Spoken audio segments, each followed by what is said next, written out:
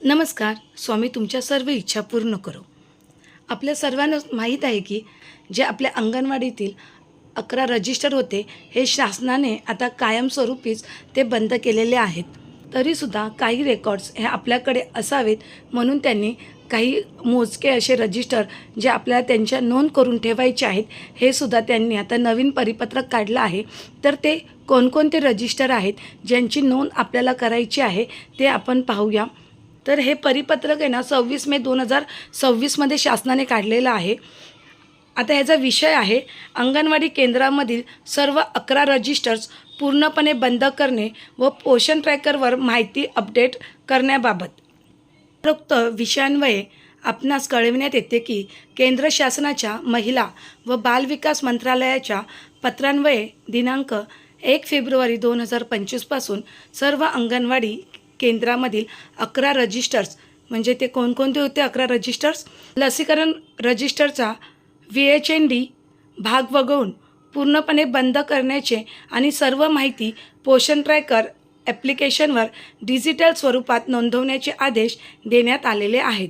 परंतु पोषण ट्रॅकर डॅशबोर्डवरील मार्च 2026च्या सांख्यिकी आकडेवारीचे पुनर्विलोकन केले असता राज्यातील अनेक जिल्ह्यांनी प्रकल्पांनी पोषण ट्रॅकर डॅशबोर्डवरील मार्च 2026च्या सांख्यिकी आकडेवारीचे पुनर्विलोकन केले असता राज्यातील अनेक जिल्ह्यांनी प्रकल्पांनी रजिस्टर्स बंद केल्याची माहिती अद्याप पोषण ट्रॅकर डॅशबोर्डवर अपडेट केलेली नाही. काही ठिकाणी अजूनही रजिस्टरचा वापर सुरू असल्याचे निदर्शनास आले आहे. ही बाब अत्यंत गंभीर असून वरिष्ठ पातळीवरून याबाबत तीव्र नाराजी व्यक्त करण्यात आली आहे. संदर्भ 2च्या या कार्यालयाच्या पत्राद्वारे आपणास निदर्शन देण्यात आले होते ते रद्द करून खालीलप्रमाणे नव्याने निदर्श देण्यात येत आहे. त्यातला एक निदर्श आहे सर्व रजिस्टर्स पूर्णपणे बंद करणे. सर्व अंगणवाडी केंद्रामध्ये 11 रजिस्टरचा वापर तातडीने व कायमचा बंद करण्यात यावा. परंतु कार्यालयाच्या लेखापरीक्षणासाठी म्हणजे THR आणि SCM म्हणजे आहार रजिस्टर, स्टॉक रजिस्टर, साहित्य नोंदवही ही रजिस्टर भौतिकरित्या चालू ठेवावीत व या रजिस्टरच्या खरेदीचा खर्च हा अंगणवाडीकरता उपलब्ध करून दिल्या जाणाऱ्या प्रशासकीय खर्चातून करण्यात यावा. दुसरा आहे सर्वे रजिस्टर कुटुंब नोंदवही वरील कुटुंब माहिती पोषण ट्रॅकरवर अपडेट करावी. तिसरा आहे पोषण ट्रॅकरवरील नोंदी.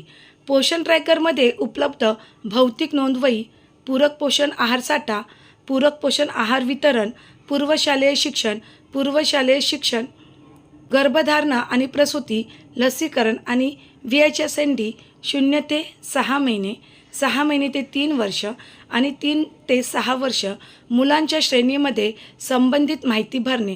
मुलांच्या वजनाच्या नोंदी, गृहभेट, संदर्भ सेवा या नोंदी नियमित दरमहा वार्षिक घेतल्या जातील याची संबंधित मुख्य सेविका, पर्यवेक्षिका, बालविकास प्रकल्प अधिकारी यांनी खात्री करावी.